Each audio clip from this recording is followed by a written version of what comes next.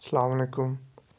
Test preparation की अगर बात करें तो सबसे पहले हमारे पास जो है ना सिलेक्शन क्राइटेरिया को हम देखते हैं कि जो हमारी फाइनल एनटीटीसी में सिलेक्शन होती है वो किस बेस पे होती है। इसमें हमारा जो है ना एग्रीगेट जो एट द एंड बनता है उसमें जो है हम जो आप टेस्ट देंगे वो 70% आपका एनटीएस टेस्ट की उसमें वेटेज होगी, 10% आपकी फाइनल ईयर की डिग्री होगी और 20% आपका इंटरव्यू काउंट करेगा। तो इट्स मीन्स कि आप जो है ना अगर टेस्ट में अच्छा डिलीवर करते हैं जो है 70% है तो आपका मेरिट जो है 70% टेस्ट ही बनाएगा। फॉर एग्जांपल आप टेस्ट में अच्छा डिलीवर करते हैं, बीएस के आपके मार्क्स भी हैं तो इंटरव्यू की वेटेज फिर इंटरव्यू आपको इतना अफेक्ट नहीं करता। इसी वजह से एंड एक जो है ना यहाँ पे एनटीडीसी में ये है कि यहाँ पे जो थोड़ा किसी को इतना ऑब्जेक्शन नहीं होता है इनके मेरिट पे और सिलेक्शन प्रोसेस पे, क्योंकि टेस्ट की वजह से एक क्लियर मेरिट बन जाता है। क्योंकि 70% जो है आपके फाइनल क्राइटेरिया सिलेक्शन में आपके टेस्ट में रोल प्ले करना है। और डिग्री फाइनल ईयर डिग्री सिर्फ 10% होगी और वो भी इंजीनियरिंग की बीएस की। इसमें और भी कोई आपके क्वालिफिकेशन इंटरमीडिएट या मैट्रिक काउंट नहीं होगी, सिर्फ फाइनल ईयर। जो टेस्ट की वेटेज है अगर वो हम लास्ट टाइम की 2018 की देखें तो उसमें हमारे पास जो 17% था वो जनरल था, जिसमें आपका करंट अफेयर, पाक study, Islamic study, general knowledge वगैरह होता है। और इसमें आपने 40% मार्क्स इसको पास करने के लिए मस्ट है। आपको जनरल पार्ट और सब्जेक्टिव पार्ट दोनों जो है पास करना है। और इसके जनरल पार्ट के जो पासिंग मार्क्स हैं वो 40 हैं और जो सब्जेक्टिव है उसके 50% है। मीन्स कि यहाँ पे 17 मार्क्स में से आपको जो है 14% लेने होंगे और 83 में से 50% मार्क्स लेने होंगे और दोनों को आपने क्लियर करना है। और सब्जेक्टिव के लास्ट टाइम अगर हम वेटेज देखें उसमें जो इलेक्ट्रिकल फंडामेंटल्स थे वो 40% थे, पावर सिस्टम जो था हमारे पास 30% था, इलेक्ट्रॉनिक्स और कम्युनिकेशन 15% था और कंट्रोल सिस्टम 5%, इंजीनियरिंग मैथ और कंप्यूटर आर्किटेक्चर जो था 5% है। तो अभी जो लोग कह रहे थे कि हमने कौन से टॉपिक्स को फोकस करना है, तो इस टेस्ट में आप देखेंगे मेन क्या है, फंडामेंटल ऑफ इलेक्ट्रिक्स है वो 40% है और 30% क्या है, पावर सिस्टम है। मीन्स के 70% आपका ये कर रहा है और 15% क्या है आपका जो है वो आपका इलेक्ट्रॉनिक्स और कम्युनिकेशन। 5% कंट्रोल सिस्टम है, इंजीनियरिंग मैथ 5%। मीन्स ये जो 5% मीन्स है कि 83 में से अगर 83 में से 5% निकालेंगे तो वो 3 से 4 क्वेश्चंस बनते हैं। इंजीनियरिंग मैथ में से भी वो 1-2 क्वेश्चन आ जाते हैं, कोई जो होते हैं प्रोबेबिलिटी या लिमिट के, तो वो आपको जो है ना क्लियर होने चाहिए। बेसिक जो फार्मूलाज हैं इंजीनियरिंग मैथ के वो आप रिकॉल कर लें। अगर वो नहीं भी करते, कोई बाज़ों का होता ही है कि वो एनटीएस से रिपीटेड होते हैं, लेकिन ये नहीं है कि पहले आप इनको फोकस करें और वो जो हमारे मेजर पार्ट्स हैं 40, 30 और 15 आप उसको छोड़ दें। तो फोकस आपने पहले इन पे करना है। और ये वेटेज श्योर नहीं है कि 100% यही वेटेज फॉलो हो, लेकिन मोस्ट प्रोबेबली इस तरह होता है कि 2015, 17 और 19 में यही फॉलो हुई है। तो इस टाइम भी चांसेस यही है कि इसी टाइप का पैटर्न होगा, लेकिन 100% श्योरिटी नहीं है। मैं भी इन्हीं जो है ना सब्जेक्टिव के कंटेंट्स में कोई 40-30 है तो वो कुछ चेंजेस और ले सकती हैं, लेकिन ये श्योरिटी किसी को भी नहीं है। General 17%, general knowledge, current affair, Islamic studies, Pak study.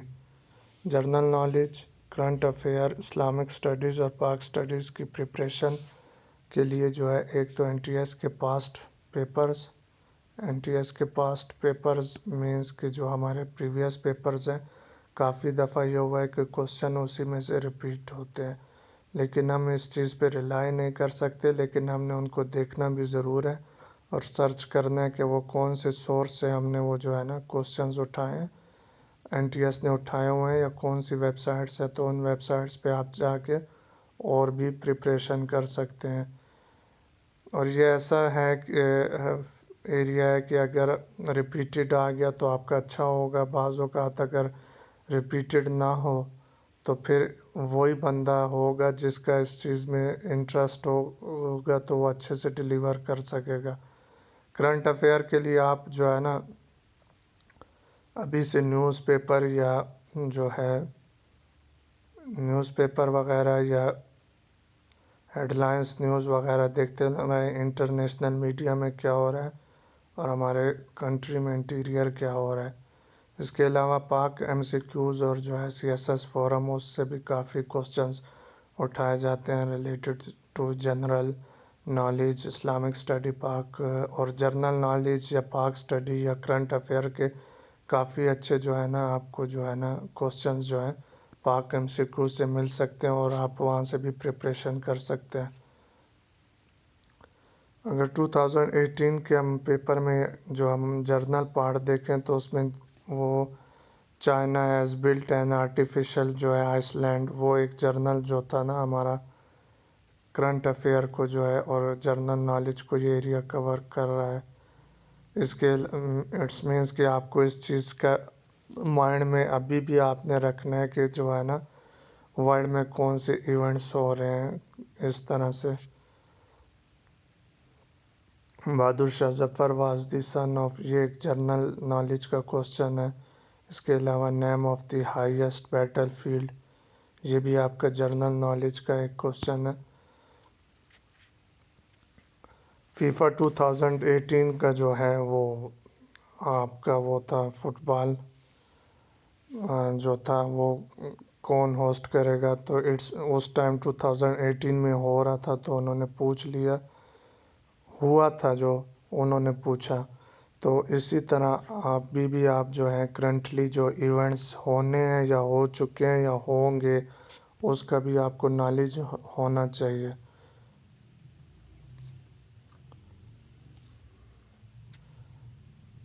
Chief minister of Khyber Pakhtunkhwa, तो इट्स मीन्स कि आपको जो है ना जर्नल आइडिया होना चाहिए कि हमारे जो है चीफ मिनिस्टर्स कौन है, चीफ जस्टिस कौन है, हाई कोर्ट्स के चीफ जस्टिस कौन है, गवर्नर्स कौन है, प्राइम मिनिस्टर, प्रेसिडेंट वगैरह, इस चीज़ का सारा इन्फॉर्मेशन होना चाहिए। Chief of staff, chief of joint staff, federal ministers, इस चीज़ का आइडिया होना चाहिए।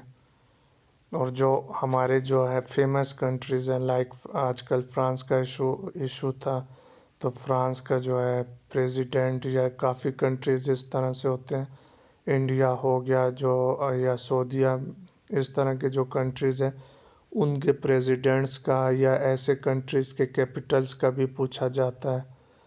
फिर headquarter of Islamic military alliance जो उस टाइम बना था जो राइल शरीफ के लिए, तो वो भी जो है ना आपका उस टाइम का एक वो था, तो उन्होंने पूछ लिया। इसके अलावा वर्सक डैम जो है उसको जो देखें एक जनरल नॉलेज का था, ज़कात इस्लामिक स्टडी से रिलेटेड था, उन्होंने पूछ लिया।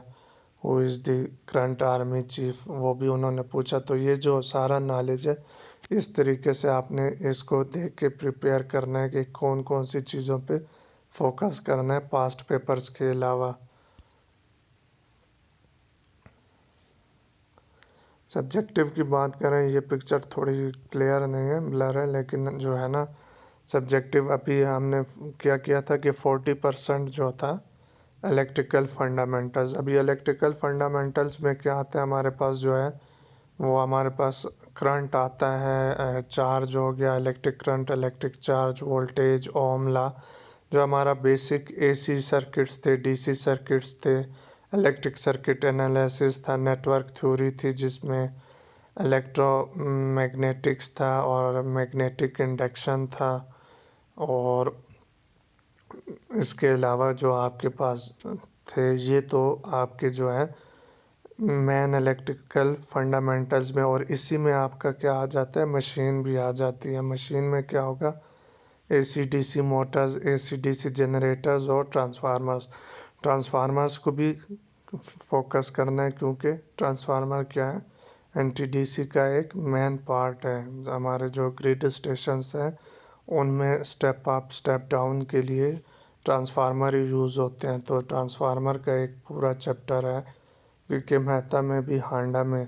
तो ये आपका जो हो गया इलेक्ट्रिकल फंडामेंटल्स हो गए, मशीन और जो बेसिक आपके जो है।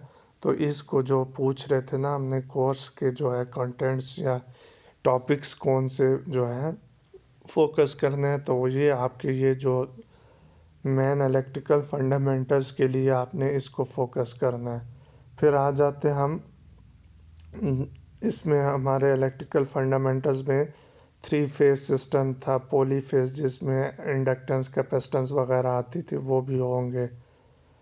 फिर अगर पावर सिस्टम को देखें, पावर सिस्टम में हमारा क्या आता है, पावर जनरेशन, पावर इकोनॉमिक्स था, पावर डिस्ट्रीब्यूशन है, पावर ट्रांसमिशन है ये आपको, और हाई वोल्टेज हैं, सर्किट ब्रेकर्स को आपने देखना है।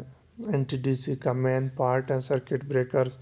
इसके अलावा जो है हाई वोल्टेजेस हो गए, पावर सिस्टम प्रोटेक्शन है, ये जो है आपको वीके मेहता और हांडा में जो है ना ये चैप्टर्स मिलेंगे। ट्रांसमिशन लाइन है, ट्रांसमिशन डिस्ट्रीब्यूशन, इसको आपने देखना है। ट्रांसमिशन लाइंस और केबल्स हैं, ये जो है पावर सिस्टम में आपने इसको फोकस करना है। इलेक्ट्रॉनिक्स के लिए जो है, इलेक्ट्रॉनिक्स में जो है आपने जो कवर करना है, इलेक्ट्रॉनिक्स है वो मैं यहाँ पे मेंशन नहीं कर पाया। इलेक्ट्रॉनिक्स के लिए आप जो है क्या करेंगे, इलेक्ट्रॉनिक्स के लिए आपने सेमीकंडक्टर्स डिवाइसेस जो हैं वो मैं बाद में भी मेंशन कर लूँगा दूसरी वीडियो में। सेमीकंडक्टर डिवाइसेस हैं जिस तरह ट्रांजिस्टर्स वगैरह, बीजीटीज वगैरह, एससीआरस हो गए, मॉसफेट्स वगैरह, इसका प्रॉपर जो है चैप्टर्स हांडा में और वीके मेहता में। इसके अलावा जो है इलेक्ट्रॉनिक्स जो है वो इलेक्ट्रॉनिक्स की एक बुक है, electronics communication and electronics by Handa, उसमें भी इलेक्ट्रॉनिक्स के चैप्टर्स हैं और कम्युनिकेशन के। तो वहाँ से आपने जो है इलेक्ट्रॉनिक्स और कम्युनिकेशन को देखना है। 5% कंट्रोल सिस्टम है वो आप जर्नल नेट से स्टडी करें कंट्रोल सिस्टम की बेसिक थ्योरीज को, और फिर उसका आप क्वेश्चन को अटेंड करें, करने की कोशिश करें हांडा से, वो अटेंड कर लें और फिर देखें कि पास्ट पेपर में कंट्रोल सिस्टम के किस तरह से क्वेश्चन आए हुए हैं। कंप्यूटर आर्किटेक्चर के लिए आप माइक्रो प्रोसेसर हो गया, डिजिटल लॉजिक डिज़ाइन है, इस तरह के जो है ना आपने टॉपिक फोकस करने हैं। लेकिन हमारे जो मेन कंपोनेंट्स था, जो 70% ऑफ टेस्ट 83 में से, जो सब्जेक्टिव में से भी 70% हमारा जो है इलेक्ट्रिकल फंडामेंटल्स और इलेक्ट्रिकल पावर पावर सिस्टम, और फिर 15% हमारा इलेक्ट्रॉनिक्स और कम्युनिकेशन है। इस पे ज़्यादा हमने फोकस करना है। Thank you.